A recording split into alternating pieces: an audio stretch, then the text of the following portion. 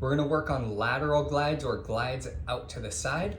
And so for this one, we're using the 1.5" thick band, whereas the other ones, you wanted to anchor it as low to the floor as you can. Now you wanna get it a little bit higher up. Think about if you can feel the bone on the outside of your hip, you want it about that high, maybe a little bit lower.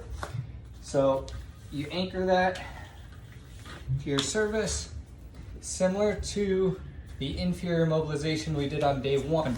You want to get the band as high up into your groin as you're comfortable with, and then just walk out to the side until there's tension in the band. So we're going to be here in this quadruped position, so hands and knees, for most of this series.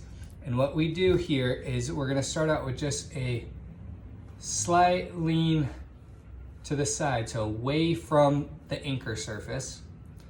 And what we're doing is getting our pelvis to move laterally on a fixed femur, on a fixed thigh bone.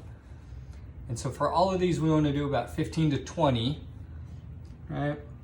From there, what we can do is start working on, so I'm going into more of a child's pose or a quadruped rock back.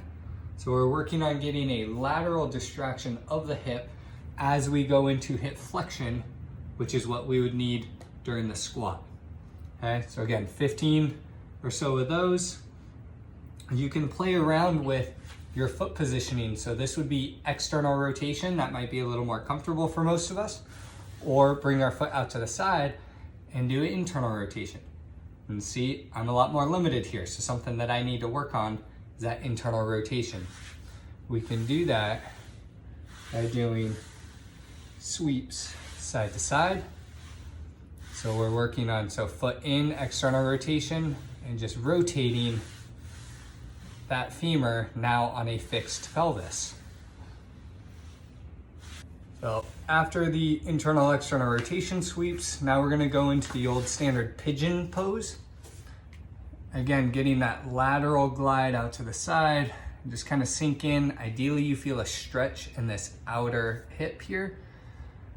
And then you can play around with kind of crossing your body towards the anchored structure or away from it, and see if you have any sticking points. Does one feel a little more hypomobile, not getting quite as much abilities to sit into it or not? Now with all of these, because there's tension in the band, having this opposite hand over here kind of help anchor you so you don't go leaning into it is good. And then come back to the quadruped position and slowly walk your way out of it. That way you can take the band off nice and safe, no injuries. Let me know how these go.